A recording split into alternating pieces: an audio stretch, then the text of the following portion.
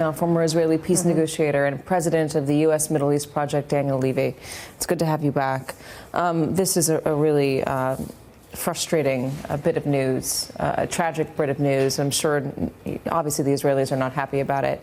The U.S. officials are trying to get Israel to change tactics here, to be more surgical in its bombing, to maybe change phases of this war, go from a bombing campaign to maybe a more boots on the ground strike, human force strike campaign to try to eliminate Hamas.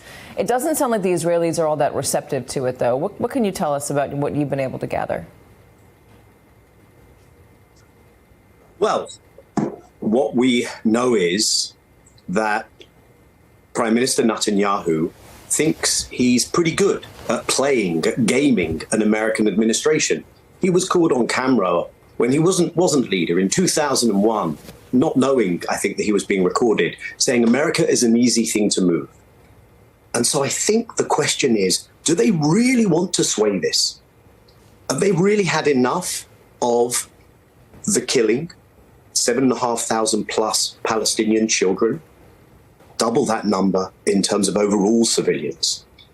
Because if the US administration wants to see this stop, then I think they've got to move beyond saying the mission should continue.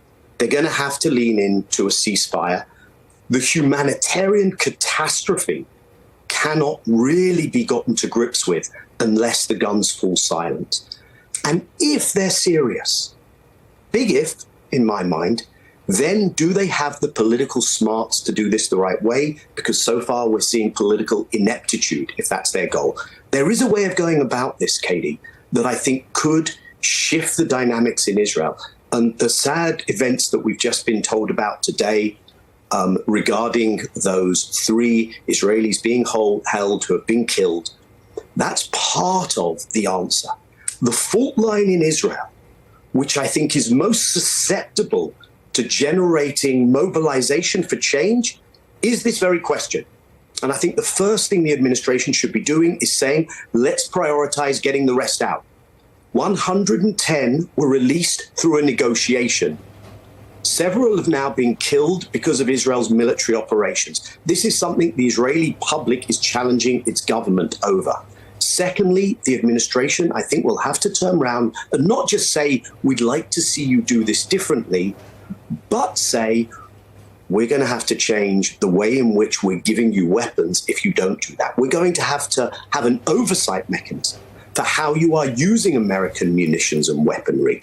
And the third thing, I think, if they were serious and they had a political strategy, would be to say, we have been talking about 2 states because they keep using this mantra of 2 states. That doesn't impress the Israelis at all. This government is committed to rights in the land, the entire land being only for Jews. That's the coalition platform. I think they should turn around and say, if that's your position, how are you going to guarantee equal rights for Palestinians? That sets off a different conversation inside Israel. So there's a way of doing it, just not the way they're doing it now, because the Israelis can brush this off because they continue to give the weapons, veto resolutions at the UN, give the rhetorical support. That's easy for Israel to dismiss. Can Netanyahu even have that conversation? Because right now, the only reason that he is still in power and could potentially remain in power after this is if he keeps the far right on his side. If any one of the far right ministers that he's aligned himself with were to defect, he's out. He's done with. So he has to appease them. Can he even have that conversation, even about rights for Palestinians?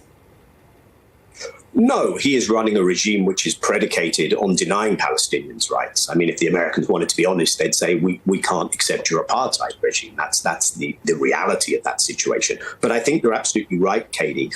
My question is it the American administration goal to keep Netanyahu in power no matter what? Or do they start doing things not? They don't put a banner on it. This is to get Netanyahu out of power. But you approach this in a way that plays in the cracks and fissures inside the internal Israeli debate. And I think what happened today also tells us something else, which is there is an accumulation now of Israeli military failings, which I think reflect harshly on the US as well. And perhaps there's a real need to pull Israel back before it does itself more self-harm.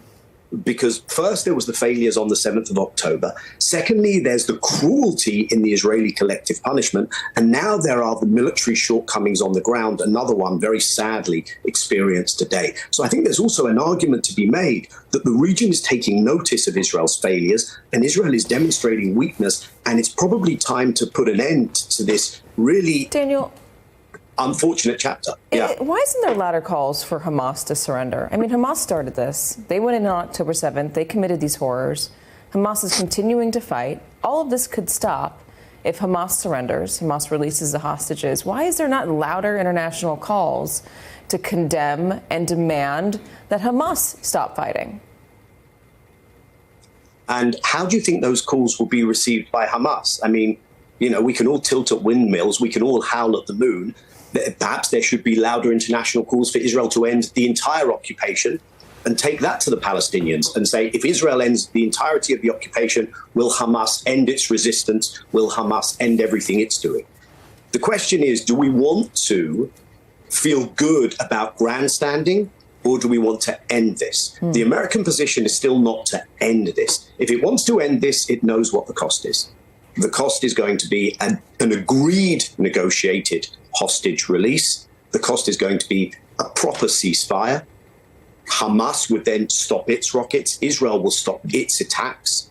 And then you either move to a serious political track, something we haven't seen for an awfully long time, the absence of which led to Hamas gaining strength, led to what happened on the 7th of October, led to the weakening of the alternative vector in Palestinian politics.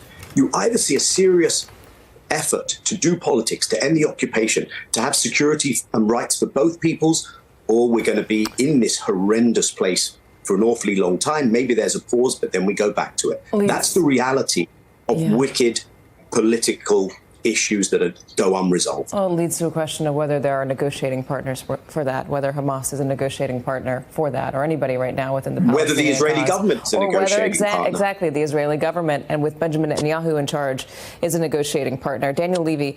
Daniel, thank you very much, as always, for coming on.